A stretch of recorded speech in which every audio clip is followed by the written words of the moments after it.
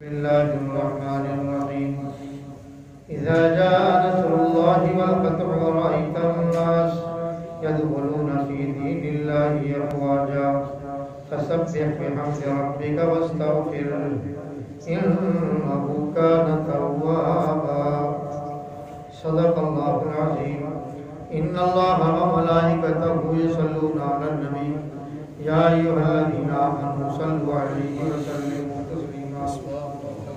अल्लाहुम्मा सल्लि अला सय्यिदिना व मौलाना मुहम्मदिन व अला आलि सय्यिदिना व मौलाना मुहम्मदिन व बारिक वसल्लिम अदद मा खलक़ मिन शै'। जज़ल्लाहु अन्ना सय्यिदना व मौलाना मुहम्मदन सल्लल्लाहु अलैहि व आलिहि वसल्लम।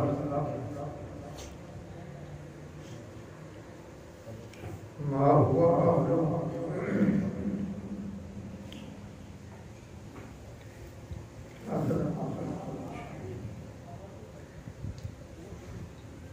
इज़ा जाअ नस्रुल्लाहि वल फतह।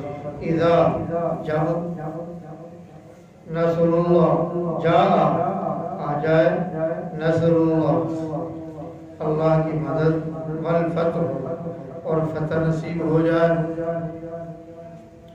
व रअयतन-नासा और देख लो तुम अन्नासा लोगों को, यदखुलूना दाखिल हो रहे हैं वो, फी दीनिल्लाह दीन में, अफ़वाजा फौज दर फौज, फसब्बिह बिहम्दि रब्बिका वस्तगफिरहु फसब्बिह तो तस्बीह करो तुम, बिहम्दि रब्बिका अपने रब की, उसकी हमद के साथ, वस्तगफिरहु और बख्शिश मांगो उससे, इन्नहु काना तव्वाबा बेशक वही है तौबा कबूल करने वाला।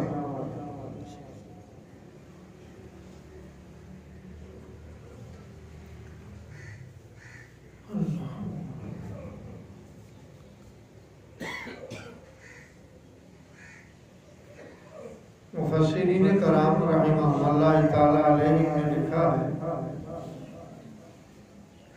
कि कुरान मजीद फुरकान हमीद की यह आखिरी सूरत है।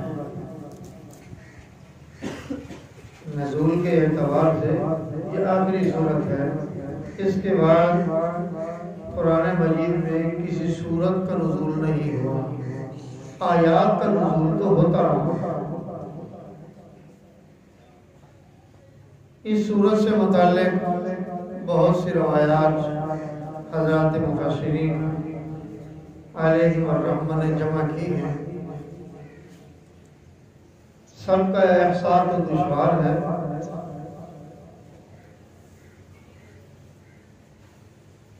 अलबत्ता चंद एक गोश गुजार करने की कोशिश करूँगा।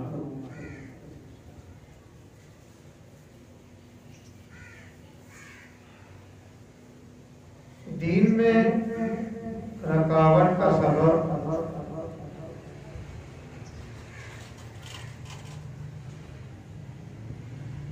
हुजूर सैयद दो आलम सल्लल्लाहु अलैहि वसल्लम का अपना खानदान कुरैश था। जब तक अहले कुरैश इस्लाम की तरफ राग़िब नहीं हुए, क़बाइल में, शहरों में इस्लाम में दाखिल होने का सिलसिला कमजोर रहा। फतह मक्का होते ही कुरैश इस्लाम में दाखिल हो गए, जिसका नतीजा ये हुआ कि बस गोया यूं कह लो कि एक बंध था वो टूट गया। उसके बाद इंसानों का एक रीला था, इंसानों की फौज दर फौज थी जो सुबह और शाम इस्लाम में दाखिल हो रही थी।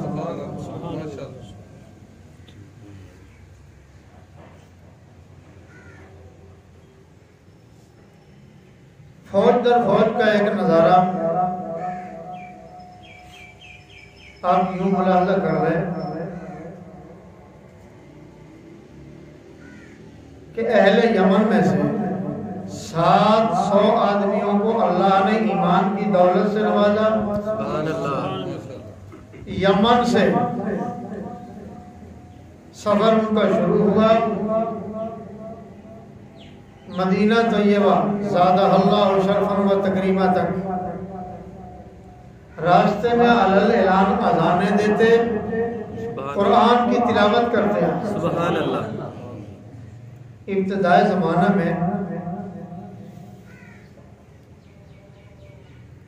हज़रत असहाबा अलैहिमुर रिज़वान को कुरान की तिलावत की इजाज़त नहीं थी, अपने घर पर भी तिलावत नहीं कर सकते।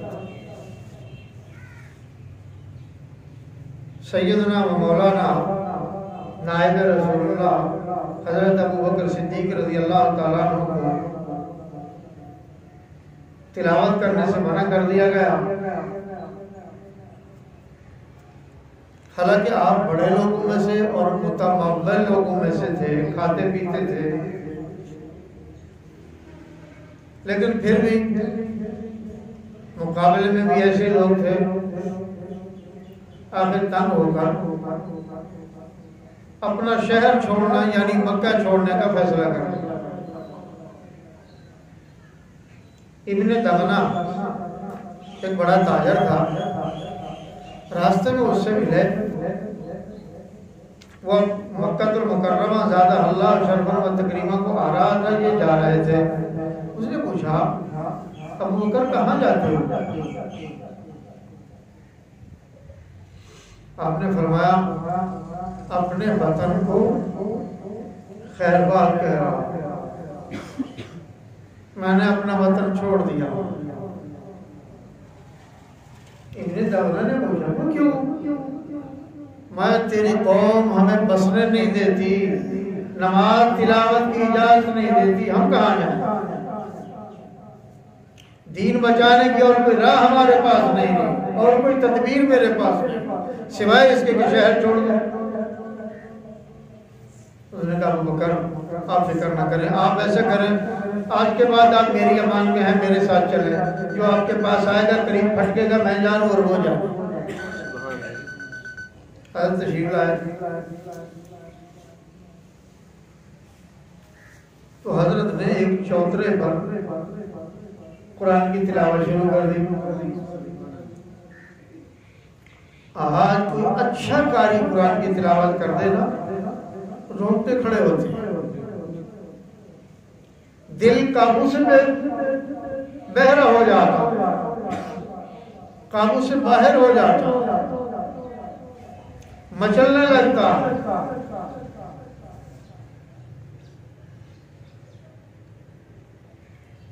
कुफार की औरतें दीवारों के साथ कान लगाए हुए, दीवारों के करीब कान किए हुए, दीवारों से ऊपर अपने सर निकाले हुए, अल सुबह तहज्जुद के वक्त में जो खास आराम का वक्त था, उनकी तिलावत सुनने में मसरूफ होती।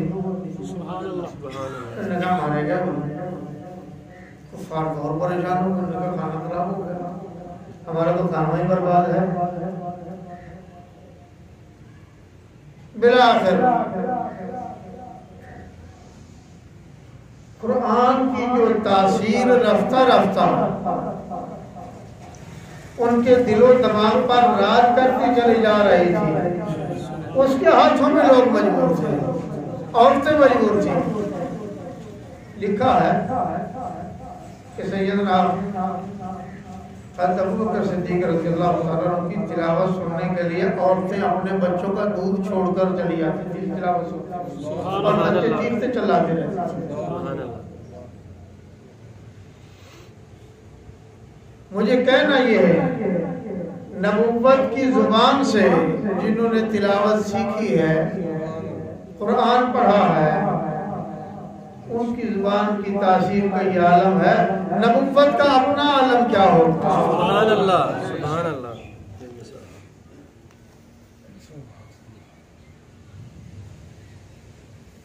तो खैर वराइतन नास यदखुलूना फी दीनिल्लाहि अफ़वाजा, और तुम देख लो लोगों के वो इस्लाम में दाखिल हो रहे हैं, और फौज दर फौज दाखिल हो रहे हैं। जब कुरैश नीचे हो गए, कमजोर हो गए, बस फिर इस्लाम का राज शुरू हो गया। क्यों? फतह मक्का होते ही कुफार की गर्दनें टूट गई, कुरैश कमजोर पड़ गए।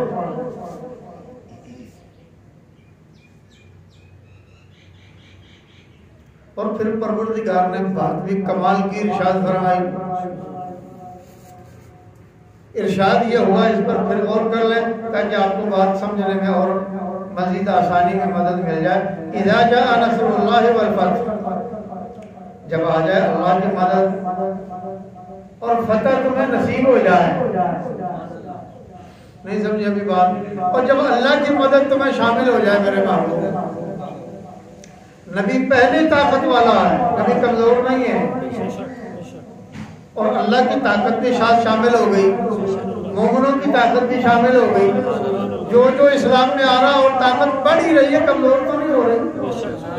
कुव्वत वाले ने ऐसी राह कुशा की अपने महबूब पाक साहिब औलाद सल्लल्लाहु अलैहि वसल्लम पर कि लोग इस्लाम में दिन ब रात दाखिल हो रहे थे। और उसका नतीजा क्या था? कुफ्फार पर, गैर मुस्लिमों पर, मुशरिकों पर उनकी धाक बैठ रही थी। नफरी थोड़ी हो, आदमी थोड़े हो, हर एक को करीब आने का हौसला पड़ता है। नफरी ज्यादा हो तो सोच समझ कर फैसला करता है, मरने जा रहा हूं कि कुछ करने जा रहा हूं।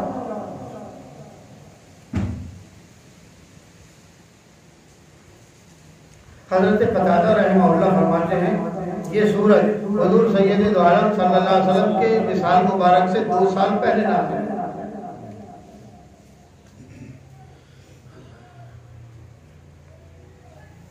बाद हज़रात की रवायात इससे मुख्तलिफ हैं कि हुजूर सैयद दो आलम सल्लल्लाहु अलैहि वसल्लम को कितना ज़माना मुबारक लगा।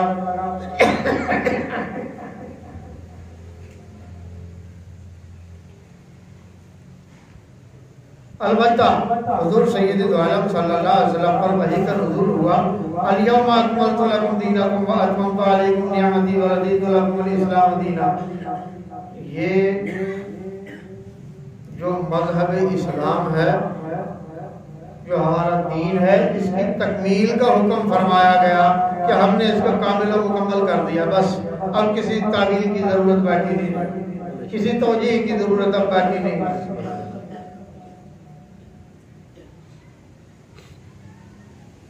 तो हुजूर सैयद दो आलम सल्लल्लाहु अलैहि वसल्लम की ज़ात गिरामी जब ये आयत नाज़िल हुई, 80 दिन के बाद हुजूर सैयद दो आलम सल्लल्लाहु अलैहि वसल्लम का विसाल मुबारक हुआ, आप दुनिया से तशरीफ़ ले।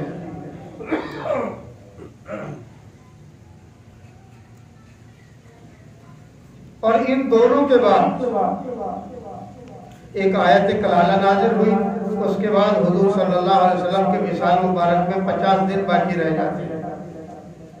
फिर एक और आयत नाज़िल हुई, लक़द जाअकुम रसूलुम मिन अनफुसिकुम अज़ीज़ुन अलैहि मा अनित्तुम हरीसुन अलैकुम बिल मुमिनीना रऊफ़ुर रहीम। इसके बाद हुजूर सैयद दो आलम सल्लल्लाहु अलैहि वसल्लम की उम्र शरीफ जो है वो 35 रोज बाकी रही।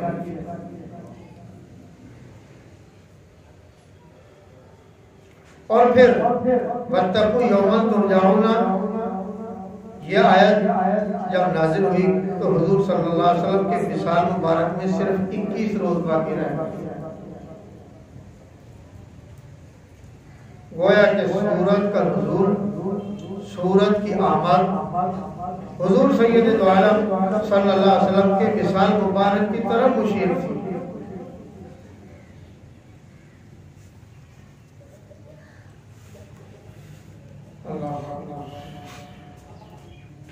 बाकी मज़मून इंशाअल्लाह आइंदा वक्त इजाज़त नहीं दे रहा, दिन भी छोटे हैं, मेरा ख्याल था कुछ वक्त कम कर दिया जाए कि 1:30 पर जुमा कर दो, 1:30 बजे आकर आप जुमा पढ़ें और चले जाएँ। दिन छोटे हैं, 2 बजे जुमा पढ़ने के बाद फिर असर का वक्त मुत्तसिल साथ शुरू हो जाता है।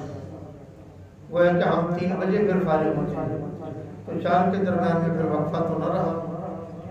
तो इसलिए आज के बाद मैं ऐलान करता हूँ, आप हजरात ख्याल रखें कि जुमे की नमाज 1:30 बजे हुआ करें। इंशाअल्लाह इंशाअल्लाह अज़्ज़ा व जल। सुभान रब्बिका रब्बिल इज़्ज़ति अम्मा यसिफून व सलामुन अलल मुरसलीन वल्हम्दुलिल्लाहि